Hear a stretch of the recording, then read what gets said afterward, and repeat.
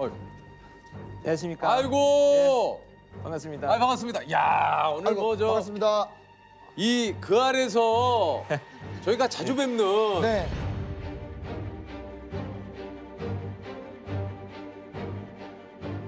연쇄살인범 유영철, 강호순, 정남규 범죄자 1000명 프로파일링. 대한민국 최초의 프로파일러 우리 권일용 교수님이십니다. 아유, 안녕하십니까. 반갑습니다. 예. 반갑습니다. 아, 직접 소개를 좀 해주시죠. 네, 권일용입니다. 2017년에 퇴직을 해서 지금 아주 자유롭게 살고 있습니다. 아, 소개를 뭐 굉장히 또 예, 지금은 깔끔하게. 굉장히 자유롭다라는 걸로 좀. 아니 이제 우리나라의 프로파일러가 도입된 지 한 20년 정도 됐나요? 언제 이게 네. 좀 예. 한국 경찰에 이제 그 공식적으로 직제가 생긴 것이 2000년 2월 9일입니다. 이제 만 정확하게 20년. 얘기하시네요. 왜냐하면 제가 그날이 발령난 날. 2000년 2월 9일. 9일 날. 아니 그러면 이게 저 그 프로파일러가 도입된 이유가 있을까요 그 당시에? 네, 그때가 이제 한국 사회 범죄가 음. 동기가 뚜렷해 왔거든요. 그러니까 살인 사건이 발생을 하면 뭐 치정이나 아니면 원한 예. 뭐 이렇게 이제 수사 방향이 뚜렷했어요. 그래서 옛날에 수사반장이 가면 다 잡아오던. 보통 다 그랬죠. 드라마에서도 그랬고. 용서해 주세요. 90년대 중반을 넘으면서 이제 한국 사회가 범죄가 변화됐죠. 불특정 다수를 대상으로 감정을 표출하는 범죄가 이제 지존파, 뭐 막가파, 사회와의 어떤 그 불만들을 개인한테 표출하는 범죄가 시작이 됐죠. 이런 범죄로 변화되면서 현장에서의 일단 증거물이 줄어들기 시작하고요. 두 번째는 과연 어떤 사람이 이런 범죄를 저지르느냐. 사람에 대한 연구가 필요하다.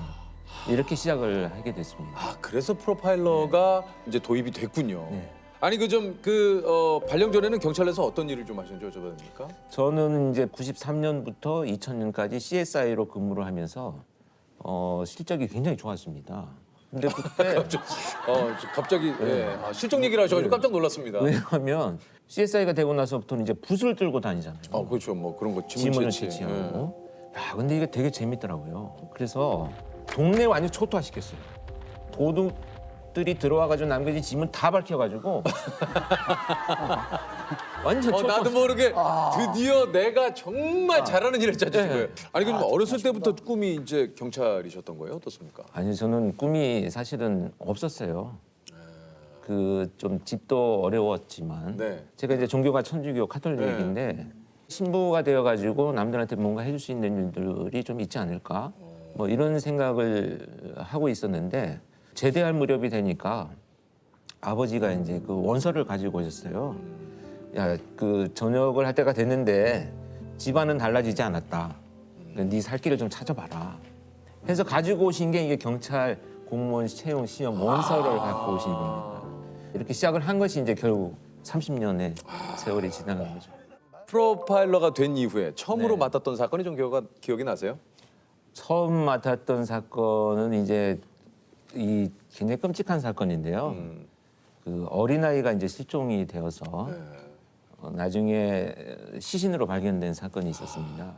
입에 올리기조차 힘든 끔찍한 사건이 일어났습니다. 5살 난 여자 어린이가 사라진 지 나흘 만에 토막난 주검으로 발견됐습니다. 오늘 오전 8시 반쯤 서울 성동구 한 주택가 골목에서 배낭 한 개가 발견됐습니다. 안에는 지난주 이 동네에서 실종된 5살 김모양의 사체가 토막난 채 들어있었습니다. 범인을 잡았지만 이제 그 아이는 돌아오지 못했죠. 근데 그 사건을 체포하고 나서 이제 범인하고 만나서 이제 면담을 하던 중에 점심을 같이 먹게 됐어요. 특히 아동을 그렇게 끔찍하게 살해한 범죄자하고 점심을 같이 먹으면서 야, 내가 이제 돌아올 수 없는 강을 건너고 있구나. 왜 이렇게 끔찍한 생각을 하고 있고 행위를 저지른 이 자와 내가 같이 밥을 먹는구나 지금. 그런 생각을 했는데 그 피해자 아이가 당시에 지금 우리 큰딸하고 나이가 비슷했었거든요. 범죄자들은 범행을 저지르고 남을 해치기 위해서 열심히 먹고 살고 나는 그 범죄자들을 검거하기 위해서 또 열심히 먹고 살아야 되는 그런 극단의 상황에서 같이 같은 밥그릇에 국그릇에 밥을 같은 숟가락으로 같이 떠먹으면서 나는 너를 잡으려고 몇 날 며칠 밤을 샜지만 너는 도망 다니고 사람들을 해치느라고 또 몇 날 며칠을 밤을 새웠겠구나. 이런 생각들을 처음 느끼게 된 거죠.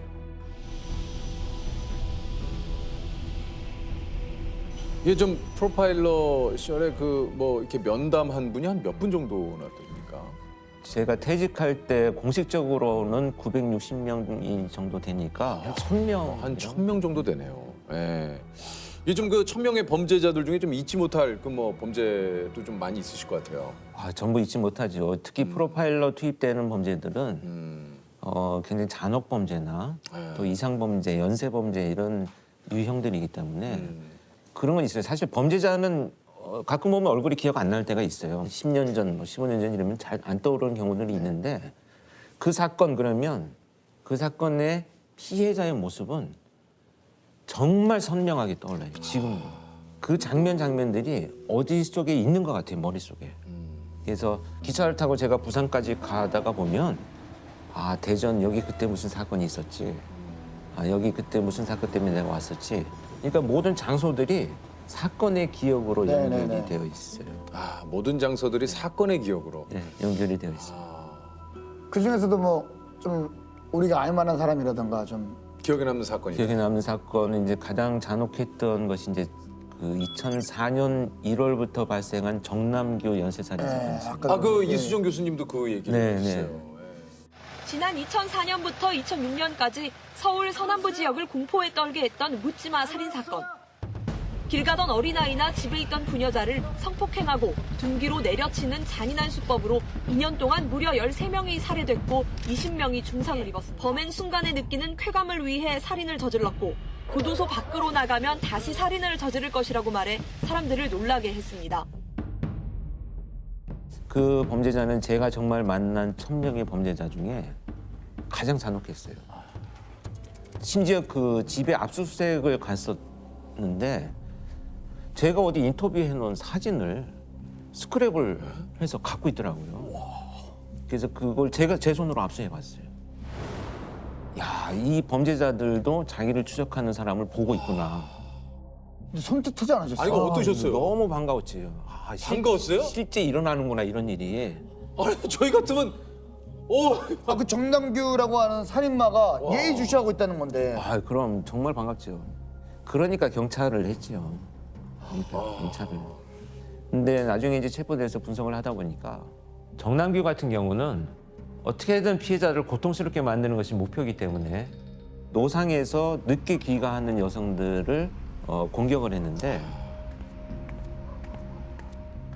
정말 특이한 거는 단 한 건도 뒤에서 피해자를 공격한 게 없어요.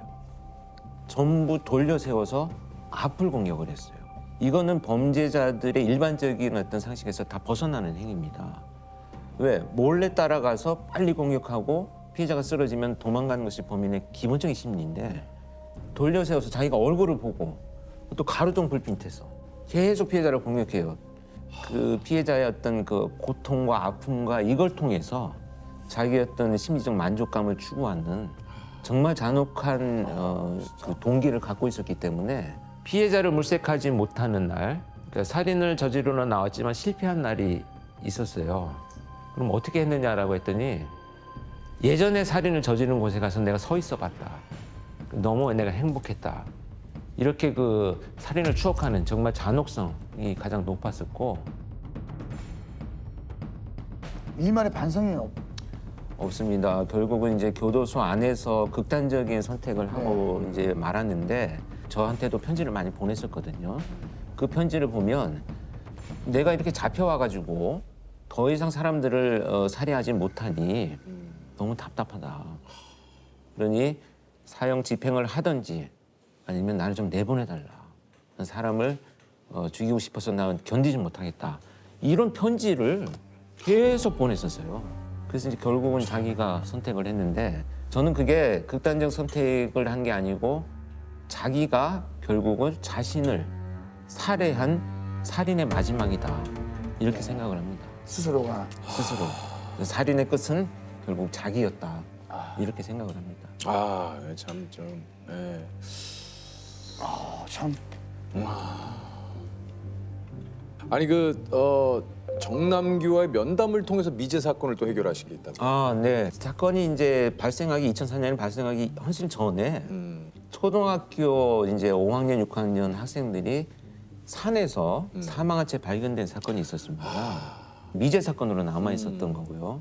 근데 저는 그 수법이 굉장히 특이했습니다. 그 아이들을 제압한 수법이. 그래서 제가 왜 이런 방법으로 피해자들을 공격을 했는지를 이해하기 위해서 쓰던 컴퓨터 바탕화면에 시신 장면을 올려놓고 한 6개월을 매일 봤어요. 매일.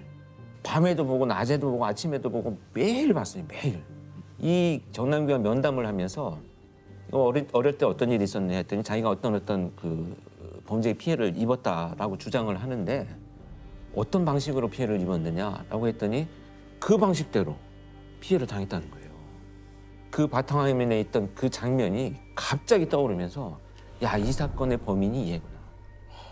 그래서 나는 너라고 생각한다. 그랬더니 어떻게 얘기를 했냐면 야, 그거는 정말 그 모를 줄 알았는데 그것을 어떻게 알았냐. 그래서 제가 수백 번, 수천 번을 봤다. 너의 수법을. 그러니 내가 너를 모를 수 있겠느냐. 범죄자와 면담을 하다 보면은 지금 얘기를 들으면서도 너무 화가 나거든요. 이게 아마 그렇죠.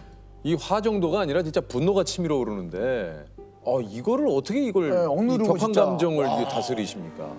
그거는 이제 목표가 있기 때문에 그렇죠. 그냥 이게 앞에 있으면 그냥 막 한 대 치고 그럼요. 싶은데요. 그냥 막. 예, 그러면 그냥. 그 감정은 억누를 수 없죠. 억누를 수가 없을 것 같은데요. 특히 이제 그 행위들을 보고 나면 계속 그게 떠오르죠. 네. 근데 이제 목표를 가집니다. 이 이야기들을 다 듣고 차곡차곡 분석을 해서 또다시 이런 유사한 사건이 났을 때는 최대한 빨리 차단하고 체포할 것이다. 이런 목표 때문에 그 나머지 분노들을 내가 좀 다스리게 되죠.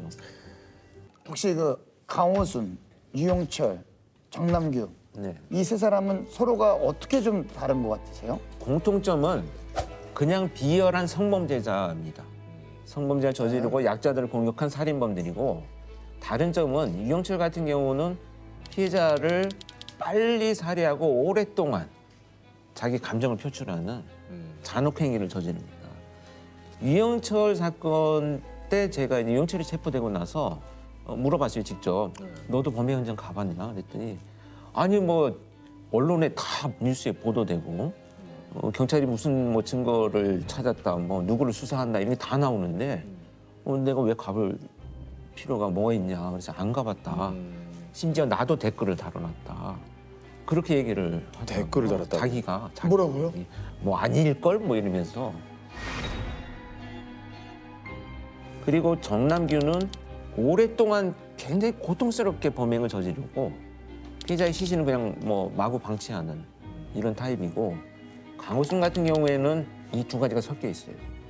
그래서 이춘재의 범죄와 강호순의 범죄가 상당히 그 범행 동기가 맥락을 연결하고 있습니다. 그래서 이제 다행인 것은 2009년에 강호순이 체포된 이후로 한국 사회에 지금 연쇄살인범이 다행스럽게도 지금 나타나지 않고 있다는 거죠. 아직까지는 한 건도 없죠, 연쇄살인은. 근데 이게 없어진 게 아니에요. 사실은 빨리 잡히는 겁니다. 그래서 제가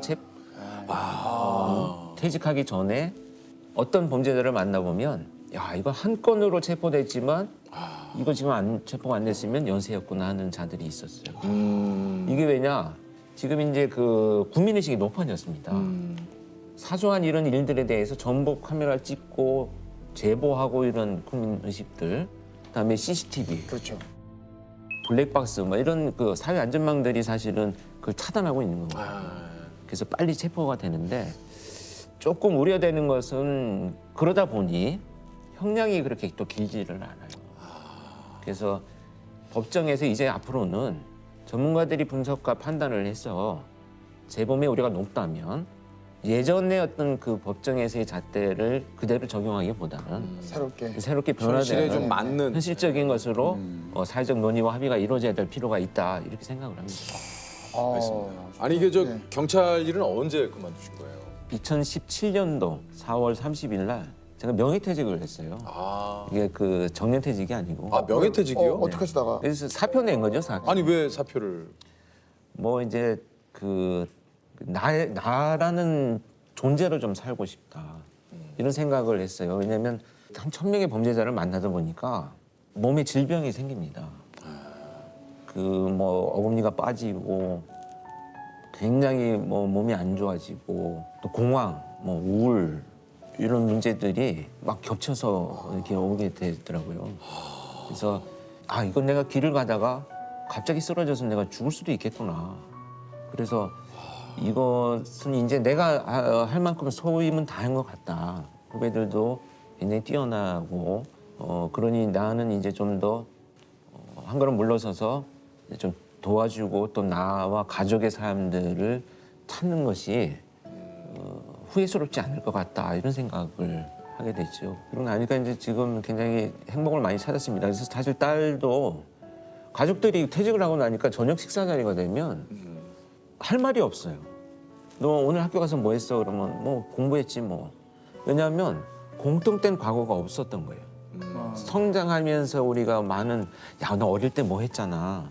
아빠랑 뭐 어디 가서 뭐 했잖아. 이런 얘기들이 좀 슬프더라고요. 그래서 노력을 많이 했어요. 그럼 선생님 학교 가서 공부했어요. 그러면 선생님은 어떤 분이야? 그 선생님 좋아? 계속 제가 면담하듯이. 그럼 또 어떻게 이게 좀 보면 뭐 되게 의도한 다르게 이렇게 수사하는 것 같은데. 약간 프로파일링 하듯이. 그래서 지금은 상당히 많이 회복이 됐습니다. 어떻습니까? 지금 그 아버님은 많이 회복이 됐다고 얘기를 하시는데 실제로 좀 느끼시기에도 좀 그런가요? 네, 옛날에 없었던 아버지가 새로 생긴 것 같아서 좋아요. 또 참 진짜 아주 강단명료하게 상황을 딱 정리. 제가 일단 여유로워진 것 같아요. 그러니까 새벽 2시, 3시는 휴대폰을 베고 잤었거든요. 이게 보통 새벽에 사건들이 많이 발생하니까. 뱃소리로 해놓고요. 네, 베고 자요 정말 머리 옆에 놓고. 지금은 이제 꺼놓기도 하고. 또 사실 또 안 와요 전화가. 뭐 딱히 올 때도 별로. 가끔 좀 후배분들이 좀 전화하셔가지고 선배님 있을 때가 그립습니다. 그렇죠. 저는 어떻게 해야 됩니까?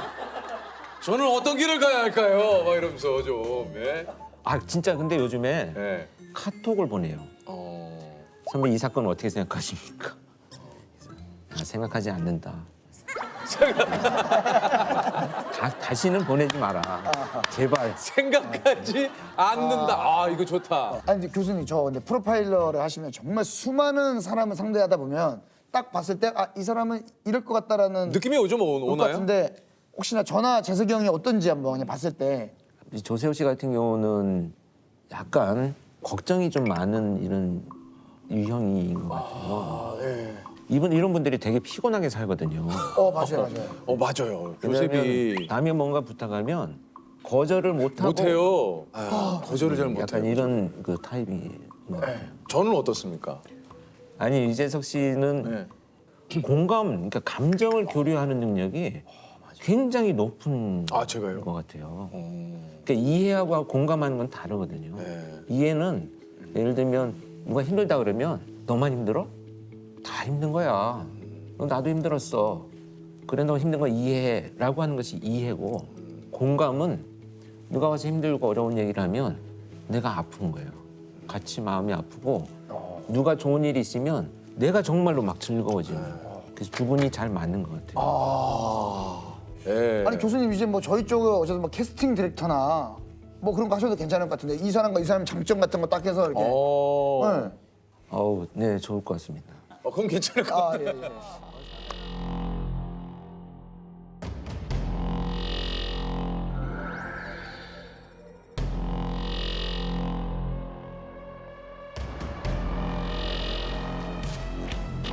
아동성범죄자 조두순이 징역 12년의 형기를 마치고 오늘 아침 7시쯤 출소했습니다. 시민들은 관용차 앞을 가로막고 아예 차 위로 뛰어 올라가 귀가를 막아섰습니다.